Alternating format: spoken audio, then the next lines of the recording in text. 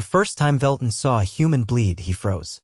He had studied hemorrhagic responses in theory charts, diagrams, videos with annotated commentary, but nothing prepared him for the vivid, pulsing red that soaked through the torn fabric of the man's uniform. The human groaned, pressing his hand to his thigh, blood slipping between his fingers like thick ink. "Pain levels?" Veltan asked, gripping his translator node tighter than needed. 8. Maybe 9, the man said, jaw clenched. "Name's Pryce. Pryce Gardner. You're the intern, right?" "Yes," Veltan replied. "I specialize in terrestrial xenomedicine with a focus on human first aid." "Great," Pryce said, grimacing. "Then how about you stop standing there and help me before I pass out?" Veltan blinked. Of course. The injury had occurred during a joint exploration mission on Derran Four, a humid jungle moon known for unstable terrain and unpredictable fauna. Pryce had slipped down a ravine while retrieving a lost drone, landing hard against jagged rock. The wound was deep, muscle exposed, and bleeding steadily. Veltan dropped to his knees and opened his field kit. All around them, the jungle buzzed. Somewhere behind them, 2 other members of the expedition, both from Veltan's species, shuffled nervously, watching. "Tourniquet," Veltan muttered, pulling the human standard tool from the pouch. He had practiced with it on simulation limbs, but this was different. This was real, warm, pulsing, urgent. "You ever done this before?" Pryce asked, voice tight. "Yes, but not on a live human," Veltan admitted. Pryce stared at him, then looked away. "That's comforting." Veltan looped the strap above the wound, tightened until the flow slowed. Pryce hissed. "That's normal," Veltan said, voice even. "Pain confirms circulation is being restricted efficiently." "Yeah, you're doing great," Pryce muttered, then tilted his head back and shut his eyes. His breathing slowed, not in a good way. Veltan scanned him with his handheld monitor. Blood pressure dropping. Not critical yet, but close. He opened a human standard pressure dressing, unfolded it with trembling fingers, and pressed it to the wound. The absorbent material darkened immediately. "Don't pass out," Veltan said. "I need your input during application." Pryce opened one eye. "You're really new at this, huh?" "Yes," Veltan said. "But I am a fast learner." 3 minutes later, a field transport lifted them back to the mobile medbay. Veltan rode with Pryce, watching the readouts, adjusting the tourniquet slightly, replacing the dressing after it saturated. The human standard gauze pads proved surprisingly efficient, a layered mesh that adhered without adhesives and absorbed far more than their size suggested. Once docked, Veltan stayed near while the medtechs took over. He observed silently as they scanned the leg, cleaned the wound, and sutured the muscle tissue. The fracture, luckily, was minor. No surgery needed. Rest and physical therapy would suffice. 2 days later, Pryce sat up on the medbay cot and pointed at Veltan. "You saved my leg," he said. "Maybe my life." Veltan tilted his head. "The tools were effective. Your physiology responded well." Pryce chuckled softly. "You're not half bad, intern." A week passed. Pryce was discharged from bed rest and fitted with a mobility brace. He walked with a limp, but only temporarily. Veltan, eager to understand more, requested permission to shadow the human medical team. "You're really into this, huh?" Pryce asked when he saw Veltan again. "I wish to learn more about your methods. Your tools work remarkably well under field conditions. Our own equivalent devices are more complex but less effective when time is limited. Sometimes simple works best," Pryce replied. "You ever use tweezers?" Veltan frowned. "Tweezers?" They were in the rec bay where Pryce was stretching his recovering leg. He pulled a compact kit from his personal bag and held up a small metal tool. "Got a splinter once. Would fragment.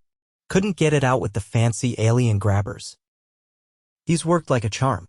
Veltan took the tweezers, turning them in his fingers. "May I keep these for study?" "Sure. But if you're gonna be practicing with them, maybe don't start by pulling out someone's stitches." Over the following weeks, more injuries occurred. Not serious ones, scrapes, sprains, minor burns, but each became a new opportunity for Veltan to observe and apply what he'd learned. He began carrying a modified human first aid kit alongside his standard alien gear. Pryce noticed. "You've got our scissors in there," he pointed one day, surprised. They are efficient for cutting clothing and bandages. Your adhesive strips also prevent infection remarkably well. Yeah, steri strips. Been using those forever. One afternoon, an alien crew member named Fralin tripped over a loose cable in the docking bay and slammed into a control panel. He gashed his arm open, the wound long and shallow but bleeding freely. The alien medical team hesitated. He's not human, one said. We should use our own protocols. Bleeding is bleeding, Pryce muttered and stepped back to give Veltan space. Veltan knelt beside Fralin and applied the gauze pads first, then used a human compression bandage to secure the wound. The bleeding slowed, then stopped. Fralin blinked up at him. That helped? Yes, Veltan said. Simple tools. Immediate effect. The rumors started then. Whispers among the alien crew that the intern was favoring human tools. That he had gone native. I am not favoring, Veltan told his supervisor, a tall, crystalline being named Halvan. I am observing effectiveness. Human first aid tools perform well in varied conditions, not just on humans. Halvan's eyes pulsed. We did not recruit you to become a field nurse. I am not. But field medicine is vital to survival. I will continue my research. Halvan relented. Then came the explosion. A storage tank ruptured near the eastern wing of the station, an old fuel canister that hadn't been flagged during inspection. The blast knocked out half the power grid and sent debris flying through the hangar. Veltan was in the lounge when the sirens went off. He ran toward the smoke. Pryce had been near the tank working on a supply drone. Veltan found him pinned under a support beam, leg twisted at an unnatural angle, blood pooling beside him. Pryce. Veltan dropped to his knees. Hey, Veltan, Pryce rasped. Think I did something dumb again. Do not move. I wasn't planning on it. The beam was heavy. Veltan activated a lift drone and slid it beneath. He raised the beam just enough to pull Pryce clear. The leg was clearly broken. Blood oozed from a gash near the knee. Compound fracture, Veltan muttered. Pryce groaned. Yeah, I figured. Hurts like hell. Veltan opened his kit. He cleaned the wound with saline from a human injector, applied a coagulant, and wrapped it with gauze. Then he used a splint standard plastic, hinged and secured the leg. Pryce gritted his teeth. You're getting good at this. Transport is coming, Veltan said. You will need x-rays. Yeah, probably surgery. Later, the scans confirmed it. A full break of the tibia. Surgery followed. Plates, screws, and a long recovery. Veltan visited the medbay daily. Pryce was groggy at first, then alert. His pain was managed. He began physical therapy after 10 days. Veltan watched him struggle to lift his leg, sweat running down his face. You okay? Veltan asked. Yeah, Pryce said, voice low. Just takes time. It will heal. I know. Just not used to being down this long. Veltan nodded. You saved others before. Now you must let others help you. Pryce laughed once, quietly. You sound almost human. I am still an intern. Yeah, but a good one. Veltan turned away, but his fingers tightened around the tweezers in his coat pocket. He had work to do. The first time Veltan saw a human try to walk with a broken leg secured by plates and screws, he nearly interrupted the physical therapist out of sheer disbelief. You are not ready, Veltan said, standing stiffly at the edge of the room. Pryce raised an eyebrow, gripping the parallel bars with whitening knuckles. Sweat mapped a line from his temple to his collar, and his injured leg shook as he tried to shift weight onto it. The brace hissed softly, adjusting tension as it compensated for his hesitation. Not ready is sort of the point, Pryce muttered. That's why it's called therapy. A therapist from Veltan's species, Drassel, observed from the monitor wall, arms crossed. Veltan had only met him once before, a quiet, skeletal figure with translucent skin that shimmered faintly under artificial light. Drassel made no move to intervene, though the sensors clearly showed elevated strain levels in Pryce's good leg. You are risking tendon fatigue, Veltan said, stepping forward. Pryce didn't look at him. I'll stop when something gives out. Veltan activated his diagnostic scanner and aimed it at the brace. The readings blinked amber. Not critical, but not ideal. You will not recover by force of will, Veltan said. Well, I'm not going to recover by sitting around either. Pryce managed 2 more shaky steps before he lost balance.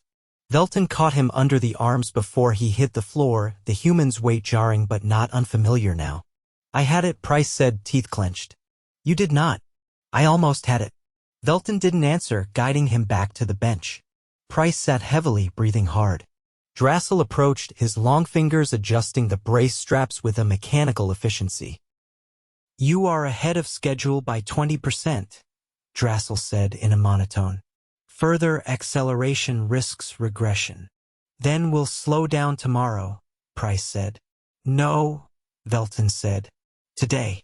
You will rest today. Pryce looked at him sideways. You're not my doctor. No, but I am your intern. That earned a short laugh, rough and tired. Later, outside the recovery wing, Veltan walked alongside Drassel through the corridor that connected to the diagnostics lab. The lighting flickered briefly, power fluctuations still plagued the eastern wing since the blast. A repair team had installed temporary stabilizers, but the grid was unstable. You permit him too much freedom, Veltan said. He heals faster than anticipated, Drassel replied. Adaptation is a biological advantage your kind exhibits with alarming consistency. Veltan stopped walking. He is not adapting. He is overriding. Drassel turned, then tilted his head. Is there a difference? Yes. Drassel didn't argue. 2 days passed. Pryce ignored the prescribed schedule, returning to the gym unassisted. Veltan found him mid-cycle on a resistance trainer, sweat soaking through his shirt, his hands wrapped in gauze where blisters had formed from gripping the handholds. You should not be here, Veltan said, stepping onto the mat. Pryce didn't stop. I'm cleared for light movement. You are exceeding light. I'm bored. You are injured. Pryce finally stopped pedaling. I've got 2 options. Wait around thinking about everything I can't do.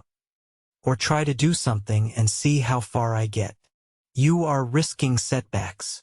I've already had a setback. That beam didn't ask for my opinion either. Veltan crouched beside the machine and reached for one of the wrapped hands. These are not necessary. You are making it worse. Pryce let him unwind the gauze. The skin underneath was raw, peeled in some places. Veltan reached into his coat and pulled out a small tin. This is a salve, he said, formulated from a resin extracted from the Brel moss. It promotes dermal regeneration and reduces inflammation. Pryce raised both eyebrows. You've been studying plant medicine now? No. I requisitioned it from the botanical lab. Veltan applied the salve gently, avoiding eye contact. Pryce didn't flinch, but his fingers twitched as the cool gel settled into the broken skin. Thanks, he said after a moment. You should also hydrate. Now you sound like Drassel. Veltan packed up the tin. Drassel does not bring salve. That evening, the station's main medbay received a call from the cargo dock. An Otraxi worker had been pulled into a magnetic crane's containment field when its failsafe misfired. Veltan arrived 3 minutes after the alert, finding the Otraxi on the floor, his semi-liquid outer membrane rippling erratically. One appendage had been partially demagnetized in the field, causing cellular instability that threatened to spread. The lead medic hesitated. Their tools were designed for structured tissue, not the fluidic matrices of Otraxi biology. While they debated over which stasis gel to use, Veltan reached into his modified field bag and pulled out a narrow strip of hydrofilm human burn gel, originally. This won't stabilize him completely, Veltan said, but it will restrict membrane drift. The other medics paused. You intend to wrap him in that? Yes. He knelt beside the Otraxi, who pulsed gently in pain but made no move to resist. Veltan unrolled the gel strip and pressed it carefully along the destabilized limb. The membrane slowed its ripple. The Otraxi's color darkened slightly, a sign of containment. A silence followed. Human product, one of the medics said, almost disbelieving. Adapted for non-human use, Veltan replied. The Otraxi blinked once, then twice. Cool and firm, he said. I approve. That earned a ripple of laughter from the medics. Back in the dormitory later, Veltan adjusted the straps of his field bag. He had added 2 compartments since the last incident. One for human salves, another for flexible dressings. He was compiling a list of potential cross-species applications: saline for minor plasma burns, wound adhesives for exoskeletal fractures, elastic wraps for limb stabilization regardless of limb count. Pryce limped in without knocking, holding a metal flask. "You left this in the gym," he said, tossing it onto the desk. Veltan caught it. "It is distilled water." "Yeah, I figured. You labeled it 3 times. I did not want it confused with disinfectant again." Pryce sat on the edge of the desk. "They're saying you saved an Otraxi with human burn gel. I mitigated the damage. The stabilization was temporary. Still, that's a first. I am cataloging the results." Pryce leaned back slightly. "You ever think you're going to go back to your original methods?" "No, that fast, huh? There is no merit in redundancy if superior alternatives exist." Pryce grinned. "Welcome to the human way." Veltan looked up. "Your methods are not superior in all cases. But they are efficient, practical, often absurdly simple. That's survival for you." The next day, a joint emergency drill was scheduled, part of the new safety protocol review. Mixed teams of humans and alien personnel would respond to simulated disasters across 5 sectors. Veltan was assigned to Sector 3 along with Pryce and a communications officer named Sillen.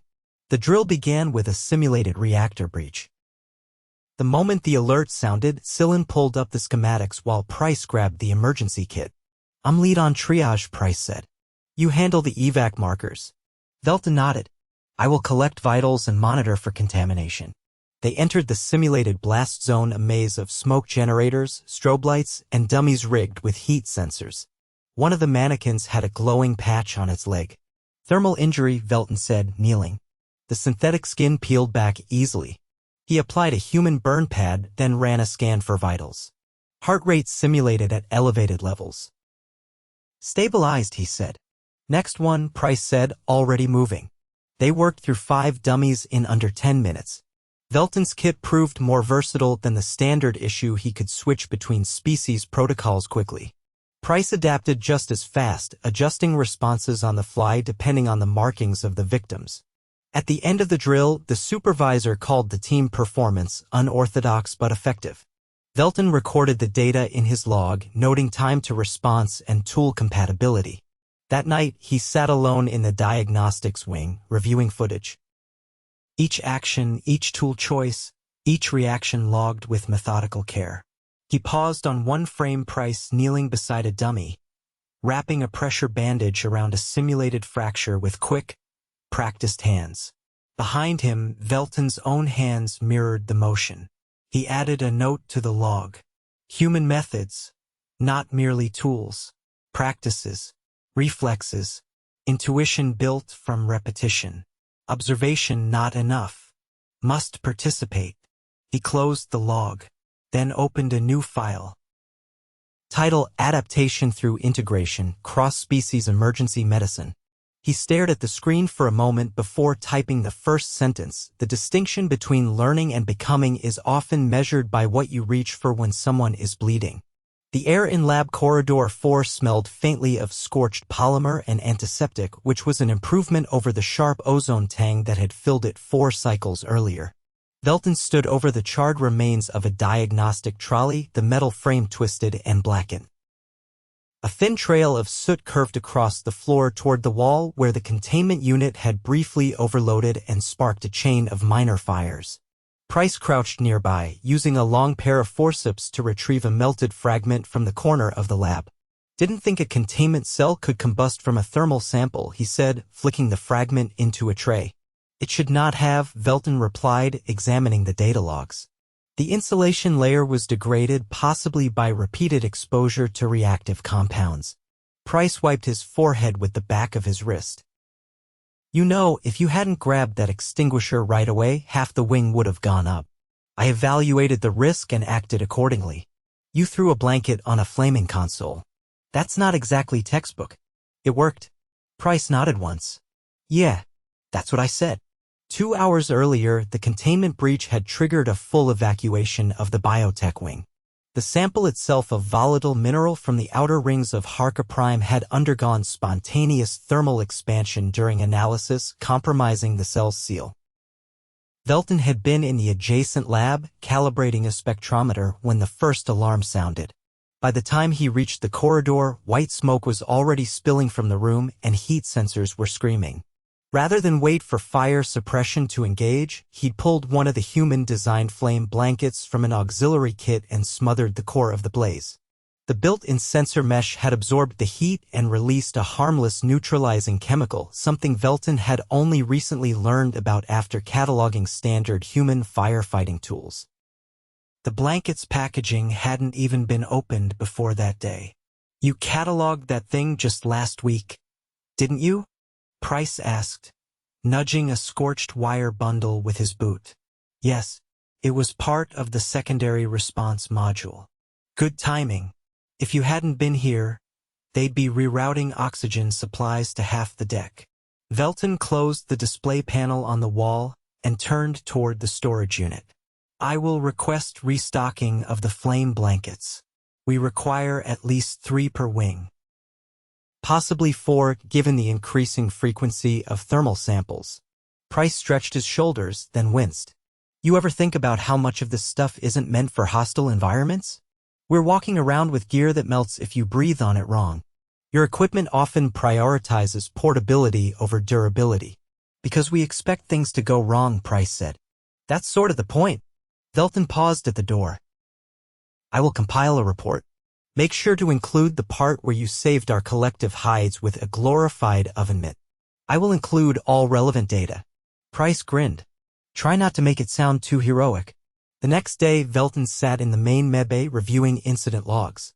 The diagnostics team had cleared the biotech wing for limited use and no injuries had been reported.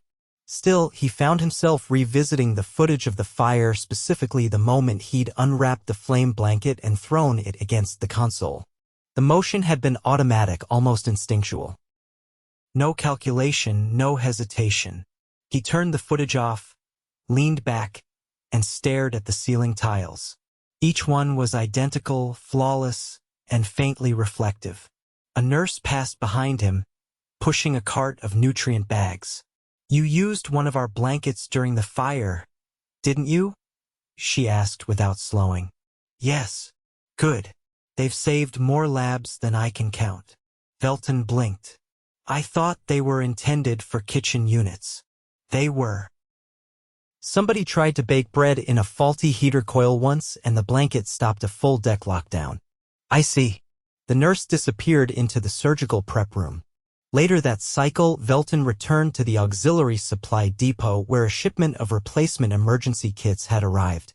He opened one of the sealed boxes and examined the contents. The human kit was nearly identical to the one he carried in his coat pocket. Gauze rolls, adhesive bandages, scissors, gloves, antiseptic wipes, and a compact splint. But this version had a new addition, a small, folded tool labeled emergency foil blanket. He unfolded it carefully. The material crinkled audibly, smooth on one side and textured on the other. It felt absurdly light. He activated the embedded tag, which displayed a diagram of a human wrapped in the blanket, huddled beside a collapsed tent. Pryce arrived halfway through the inspection, holding a pair of storage pads. "That's a survival wrap," he said. "We use it when we're stuck in cold environments. Reflects body heat. It is thinner than standard insulation. Yeah, and it'll keep you alive on an Arctic moon for about 6 hours if you know how to use it." Veltan folded the blanket again. "I will add it to my kit. You're collecting half our planet in that coat." "I am collecting what is useful." Pryce set the pads down. "You ever think about designing your own?" "My own what?" "Kit. Something that works across species. Not just human stuff adapted, but something new. Built from scratch." Veltan considered that. "I would require testing protocols." "I'll volunteer." "That would invalidate the neutrality of the results." "Then don't tell me." Veltan said nothing for a long moment. Then he pulled a blank inventory sheet from the nearest panel and began writing. 3 days passed without incident.